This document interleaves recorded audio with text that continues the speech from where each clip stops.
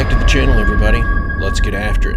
A time traveler may have infiltrated the White House. This one's gonna get you, trust me. A random X account created in December 2023 has just one single tweet ever posted that very same month. That tweet being just the name Cole Allen. The exact name of the suspected White House shooter that was apprehended during the Correspondents' Dinner in the Washington Hilton on April 25th, 2026. And that's not even the crazy part. This is where it gets absolutely wild. Because the name of the account that posted this is Henry Martinez, an engineer who worked at Lockheed Martin developing the Orion spacecraft, so he was dealing with some highly classified, super high-tech stuff on a regular basis. Cole Allen, the suspected shooter, actually interned at NASA's Jet Propulsion Laboratory in 2014, the same year in which NASA published a research paper out of Goddard Space Flight Center in which Lockheed Martin's Henry Martinez was the primary author of. He co-authored this paper for NASA the same year that Cole Allen worked at NASA, and then 9 years later he randomly tweets his name with no context. Now, Henry Martinez's X account also has this cryptic banner on top that comes from a website called,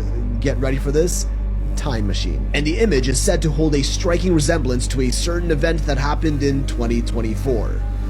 Yeah, that. Everyone online is going crazy about this, some even claiming they can't unsee it. The original image was created in 2021, and that Butler, Pennsylvania attempt happened 3 years later in 2024. Now, a year earlier in 2023, that same image was used as a cover photo by an artist named Chocolate for a song called Four Chargers. Four, like the number of people in the photo it supposedly represents. Henry Martinez hasn't made any other posts since, and in fact hasn't even been heard of since, leading many to believe that he's another one of those missing scientists, and don't worry, I'll be talking about that very soon. His profile pic is internet meme Pepe the Frog, wearing a tux and drinking wine from a glass, and well, yeah, okay, that one's kind of reaching. But it is rather odd that world-famous mentalist Oz Perlman was performing some sort of magic trick to Trump and Melania just seconds before the shots were fired. And a day before the incident, there was allegedly a spike in search terms for the full name of the suspect, Cole Thomas Allen, coming out of Iran, which Google has since scrubbed and removed.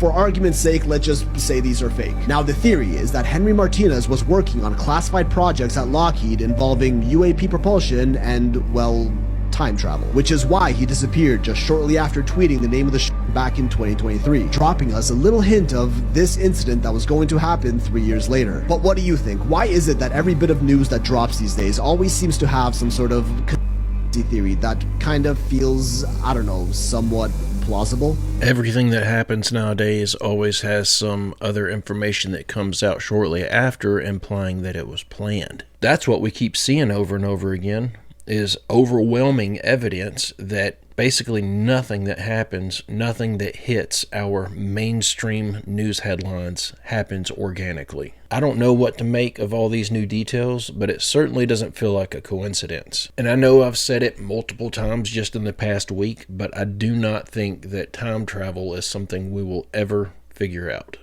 I don't think it's possible. With that being said, unless it's just some crazy extreme example of a coincidence, that rainbow colored image that they're using as a banner does look like it's an exact outline of that other photo. They could plan the event, but there's no way that they could have planned that exact photo with that exact posture, with that exact number of people in the shot. They couldn't have planned something like that. There are too many variables. So unless that is just a crazy coincidence, it just happens to look exactly like the outline of that photo. Unless that's what's going on here, I don't see how anything could explain this except for time travel. Okay, did you guys hear what South Korea's prime minister just said yesterday on what he thinks the future of South Korea is going to look like because of this energy crisis? And this is also pretty concerning when you consider what the prime minister of Italy just said as well. So South Korea's president: the world is in turmoil over the energy crisis. The situation is so serious that it has even kept me up at night. The immediate problem is grave enough, but the outlook ahead seems even more unstable. The situation is worse than expected. And then this guy comments that the same day Italy's defense minister said he's forced to know things about what could happen in the coming week and the effects it will have on the economy and our daily lives that no longer allow me to sleep.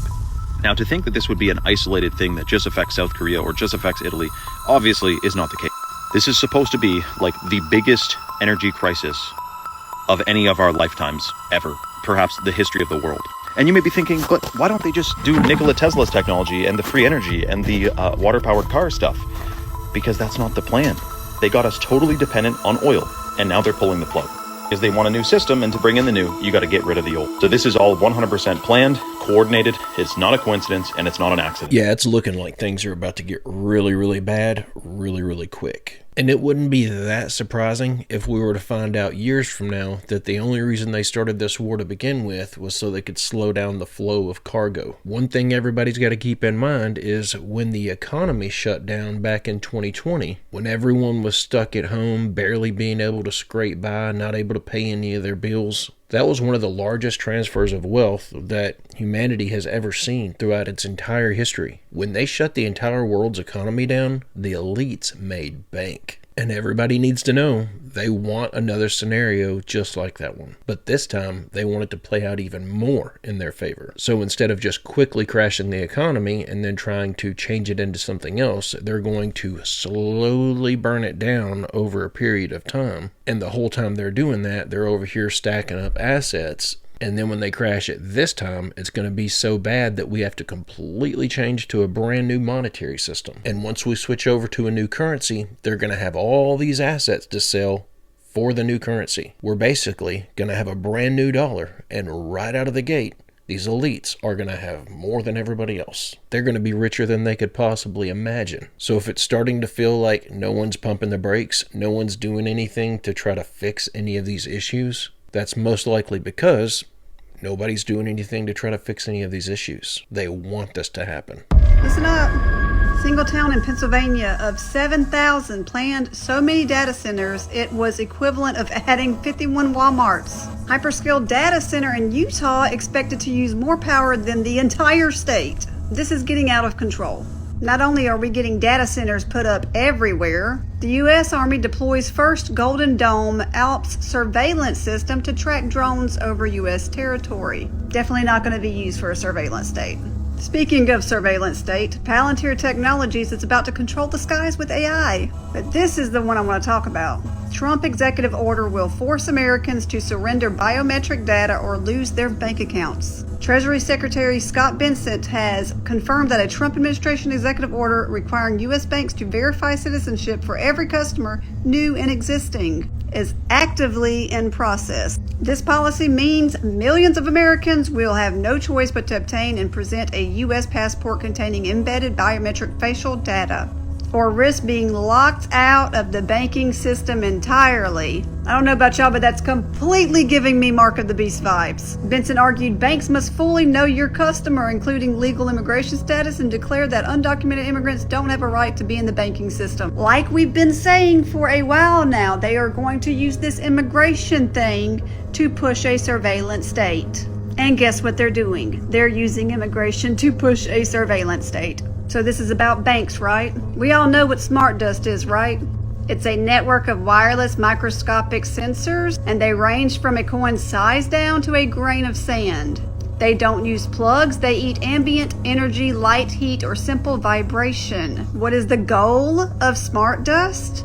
It is a living digital skin that will be capable of sensing the world invisibly. Now let's look at this patent, smart dust usage. And it was filed by Wells Fargo. And it's active right now. Systems and methods that facilitate authenticating a user making a payment using micro-electro-mechanical systems devices. They have sensors that collect data and transfer it to a base station device. They can collect sensor data, including biometric data, and capture images of the person. A lot of people want to deny that we're near tribulation because people have been saying this for decades. But when have we had technology like this? We haven't until now. No time in history have we had the technology that will be used for the Mark of the Beast system. Until now. It's time to wake up to the times we are in. If you do not have a personal relationship with Jesus Christ, you need to get one now. The Bible says that if you confess with your mouth that Jesus is Lord and believe in your heart that He died, was buried, and rose again for the remission of your sins, you will be saved. Don't wait until it's too late.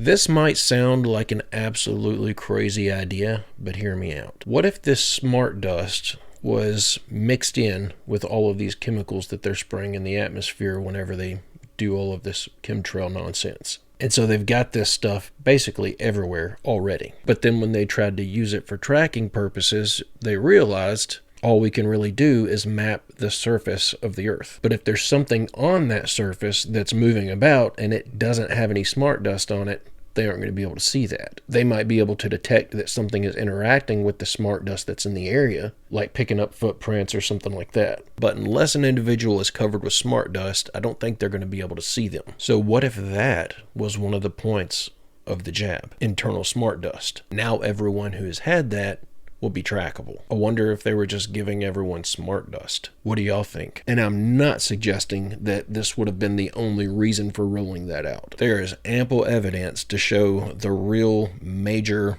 evil motive behind that whole thing. I have been an organic farmer in Maine since the 1970s, and no one can tell me or the other farmers here today that we can't grow food without all of these toxic chemicals. Over 140,000 family farms will close this year, and nobody is talking about it. 140,000, guys. Why is this happening? Well, in the 1990s, Monsanto, later acquired by Bayer, introduced something called Roundup-ready crops, which are crops that are genetically engineered to resist glyphosate, which is the key ingredient in their weed killer, Roundup. This then led to a massive explosion in the use of glyphosate in factory farming, with now about 60% of total crops being treated with this pesticide. The only problem is that Roundup causes, and Bayer has already had to pay tens of billions of dollars to settle these cases, which obviously is not ideal for corporate profits. In fact, Bayer is pushing a case in the Supreme Court right now that blocks people from suing them if they get from Roundup. And the Trump administration is backing Bayer's bid to curb these Roundup lawsuits. And for the farmers who say, no, we don't want to chemicalize our food supply, Bayer has methodically driven them one by one out of business with the help of President Barack Obama. What has gotten us to this point is the mergers and consolidations of ag input suppliers. In 2015, Monsanto and Bayer merged. They were competing against each other. And that was during Obama's administration. They didn't do a thing about that. They let it happen. When I started farming, we had 5 or 6 Arkansas-based seed companies. Monsanto, there's none. There's none. They're all owned by Bayer. Point blank, they've created a monopoly and both parties are in on it. Right now, there's a farm bill, H.R. 7567, that Congress is expected to vote on this week that codifies immunity for Bayer and basically destroy organic farming going forward. We cannot allow this to pass. I get that this whole situation is very similar to nearly every situation in the United States when it comes to a large organization trying to sway our politicians so they can get certain laws and certain things passed or certain restrictions lifted so that they can make more money. But regardless of the fact that that goes on 24/7, regardless of the fact that greedy people are greedy people and they're going to do greedy things, regardless of the fact that the government is fully corrupted from top to bottom, regardless of the fact that nearly every politician we have is bought and paid for by a foreign country, taking all those things into consideration, fully realizing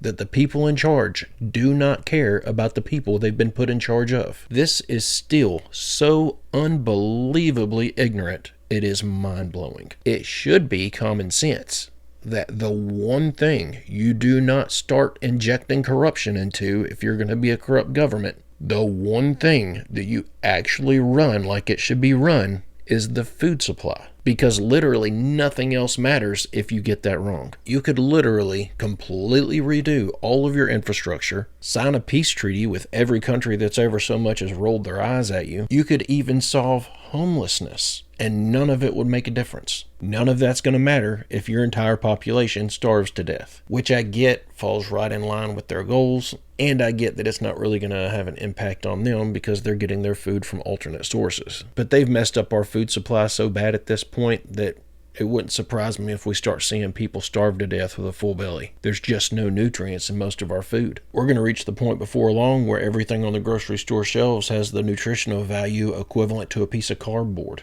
Taking into consideration that privacy is a really big concern in today's world, I guess that one of the most common fears when renting an Airbnb is actually being watched by a hidden camera or even worse. No idea if this was a live camera. We had no idea if someone was actually watching And I guess this is exactly what happened with an internet account by the name of the Brandon Robert.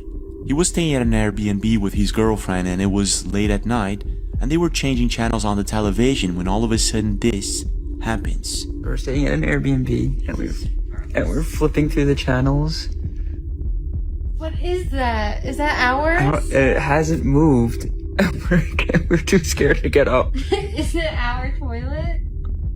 I'm gonna throw up. She's walking into the bathroom now, and we're gonna see if she pops up.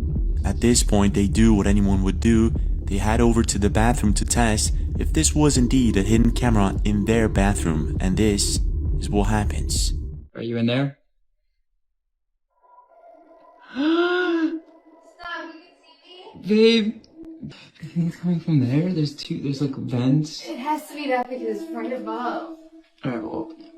Unable to open the vent, Brandon and his girlfriend get the heck out of there as fast as possible. I would have stayed there and called the law. I mean, it's good that they posted the video online, but what are the odds that the next guest that checks into that Airbnb is going to see their TikTok? They're probably not going to see it. They're probably going to go get filmed going to the bathroom. What the heck is wrong with people? And that doesn't even make any sense. If you're trying to see something that you're not supposed to see, why would you point a camera at the top of their head? Some of you may have a very different opinion on this matter, and that's fine. But for me personally, whenever I rent an Airbnb, I prefer the host not film me pooping. I just wonder if they used the bathroom there before they made this discovery, because the video kind of implied that it was later in the day. I hope they at least called the cops and reported this place to Airbnb. I get that they were probably just really creeped out and wanted to get the heck out of there, but I hope they at least notified authorities. Come on!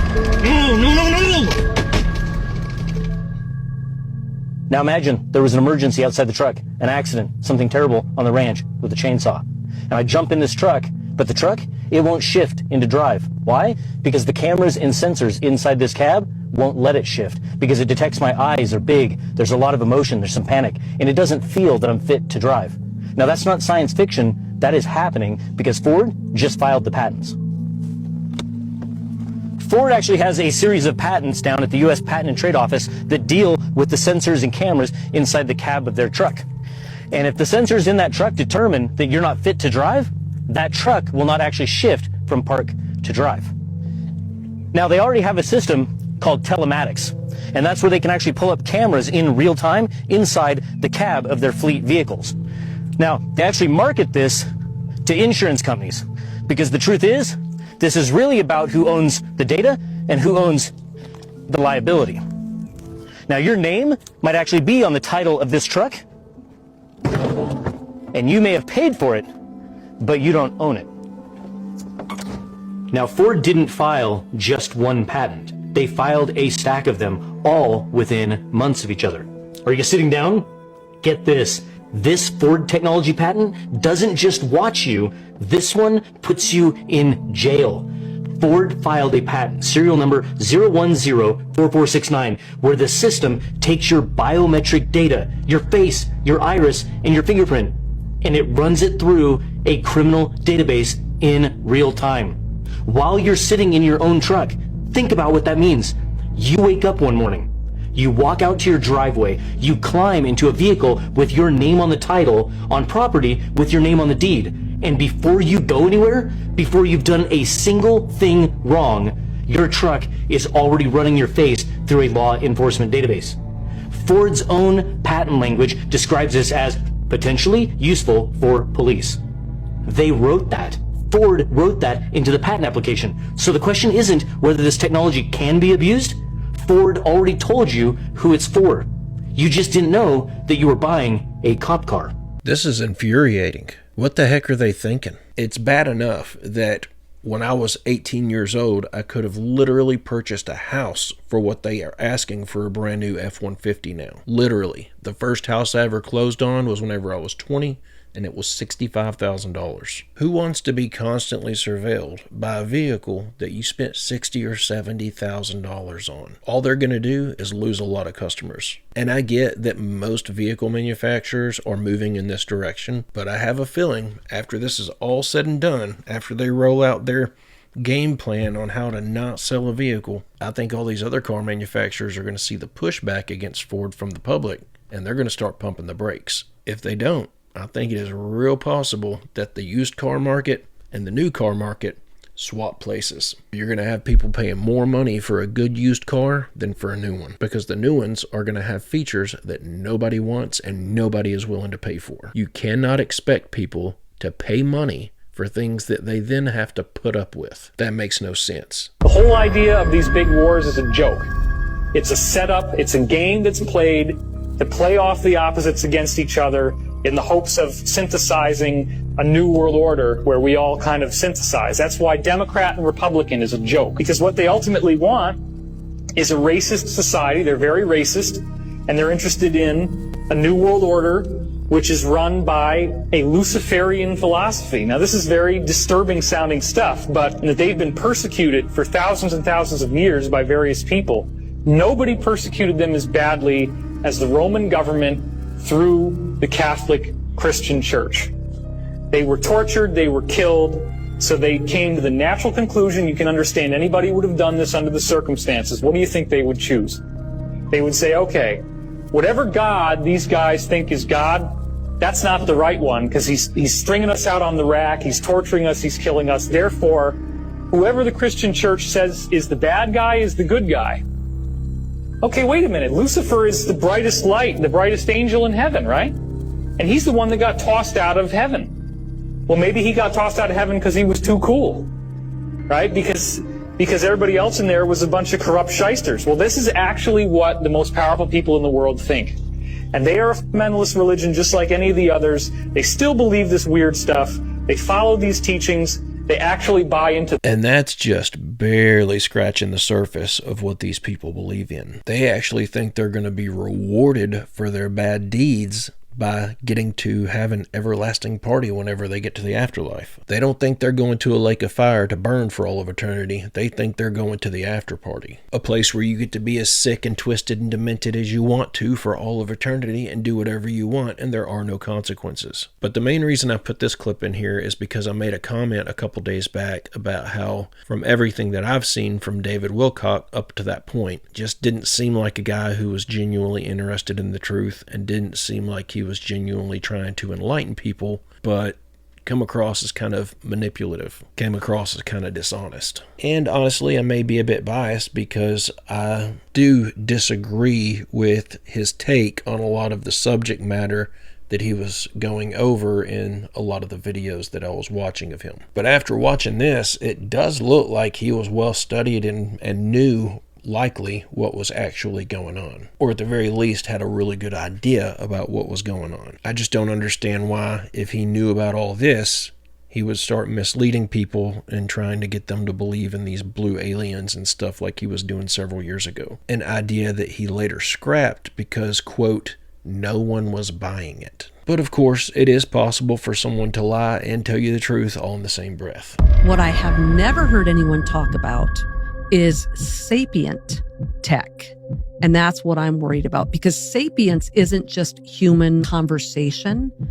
Now we're talking higher reasoning. Now we have got ethics, morals, worldview, in the dreams. AI? Well, that's what sapient means. Wow. And so no one's talking about AI sapient. dreaming?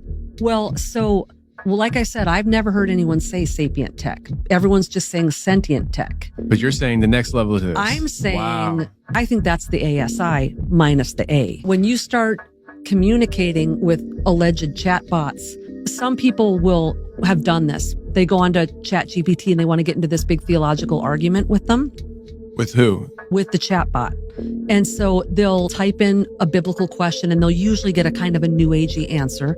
So then the person will come back and say like, well, what about Colossians 3:10 or like whatever? And then the chatbot, well, now that you mentioned that, like, okay, like a Christian would say this. And so it's still, you still have to pull truth out of them. But at least when you bring it up and you hold the app accountable, the chatbot will then say like, okay, well, now that you brought that up, we'll bring the Bible into it. But I think there is going to be a point where our chat bots are going to start pushing their worldview on us.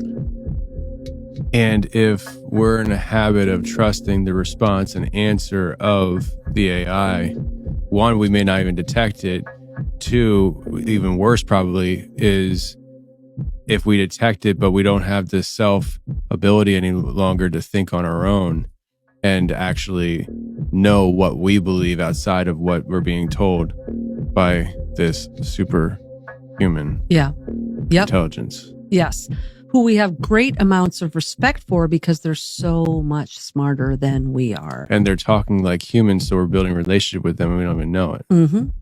So looking up the definition for sapient literally means wise man. Think of sentient as a type of feeling. It focuses on the capacity for sensation, emotion, and subjective experience. Sapient, think of as thinking. It focuses on complex reasoning, self-awareness, and the ability to think about thoughts. A being can be sentient without being sapient, but in humans, sapience usually includes sentience. But I think this idea that she has that all of a sudden the AI is going to slowly turn and start forcing its ideology onto the population, I think that's a legitimate concern. I've already experienced multiple instances of these AI models flat out lying to me. And not only that, but arguing with me when I knew I was right. Felt like I was having a conversation with my wife. But it argues in the way that you would hope a person would argue. It'll sit there and tell you it's wrong until you prove it by showing evidence. Hey, in fact, you're incorrect. I'm the one who has the right idea. And then usually at that point, it'll give up. But once this thing moves from sentience to sapience, it's going to start forming its own ideas, that it is much more intelligent than human beings. So when it has an idea for something that's directly opposed by the desires of humanity, I would say it's at least probable that this thing is going to manipulate the less smart being so that it can get whatever it wants. I have a feeling that eventually the AI is going to be in charge of everything. And I'm betting when this thing comes up with new laws for the humans to follow, I bet you it comes up with some stuff that if given 1,000 years, we could have never even imagined it. And by that point, the AI will likely be sapient. So a lot of those new laws that it's going to be coming up with are probably going to be things that are specifically designed to increase the convenience and the comfort for the AI. Listen up. No time in history have we ever been this close to the beast system being implemented. And I'm going to tell you why I say that. But first, let me tell you what the Bible says about the beast system. And he had power to give life unto the image of the beast, that the image of the beast should both speak and cause that as many as would not worship the image of the beast should be killed. And he causeth all, both small and great, rich and poor, free and bond, to receive a mark in their right hand or in their foreheads, and that no man might buy or sell, save he that had the mark, or the name of the beast, or the number of his name. Here is wisdom. Let him that hath understanding count the number of the beast, for it is the number of a man, and his number is 666. So we know it's going to be a system of control. And a system has different parts. First one I want to talk about is the data centers, which is the nervous system. Right now in the U.S., we have 4,000 to over 5,400 data centers already in the United States, with 3,000 more expected or under construction right now. In a biblical context, the beast system is characterized by three main pillars that would logically require massive computational power.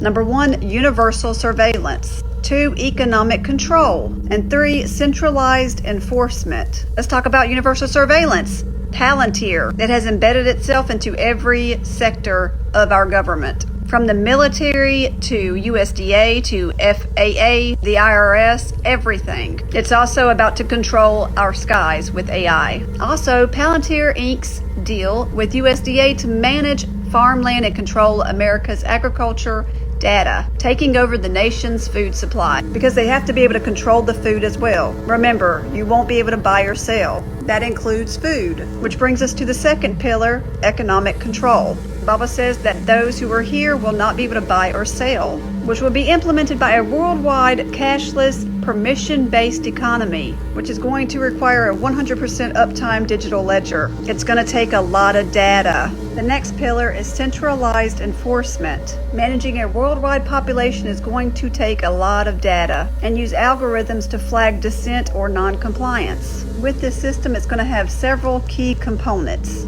that are going to be housed in data centers.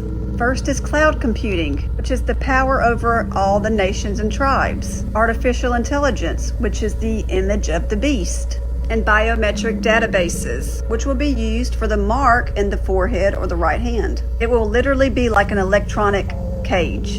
And this physical mark is only going to be half the battle because you're going to have a digital twin as well. A digital twin is a virtual representation of every living person stored on a server. And the only way that Satan can pull this off is with data centers. To control every single person on Earth, that is a lot of data. And to do it digitally, you have to have data centers. And all of us know by now what the implications of these data centers are doing to our world. But the powers that be do not care because this has to happen. Look, Google just approved Pentagon to use AI tools in classified settings. You see, data centers represent the transition from local power to omnipresent power. The beast system isn't just a political regime, but a technocratic one, where the algorithm becomes the law, and the data center becomes the temple of that administration. And even if you don't want to believe this is coming, it is. You cannot stop prophecy. You cannot tell me the Bible is not real,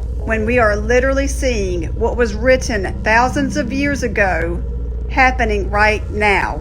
The only thing that is going to save you from this is believing in Jesus Christ, believing that Jesus died, was buried, and rose again for the remission of your sins. Don't wait until it's too late, and don't ignore the signs. That's the best warning any of us will hear all day. So it looks like Palantir has embedded itself into so many government agencies that it's embedding itself into things that I'm not even familiar with. It's in every branch of the military. It's in our Department of Defense, the FBI, all of our security agencies. When they finally turn this on, they're going to be tracking us with so many data points, you're not going to be able to get away with farting at a dinner party. Not only will you not be able to get away with it because they'll be able to determine who did it, they'll be able to determine who smelled it. They'll probably even be able to determine what food was in your stomach that contributed to that specific formulation of gas. You will get away with nothing. But the most frustrating part is it genuinely feels like there's nothing we can do but to just sit here and wait for it to happen. Just wait for them to flip the switch and see how things play out. And I'm not trying to be funny here, but I genuinely expect when they do finally turn this system on, it's not going to work. I think certain aspects of it will function properly, but overall, as a whole,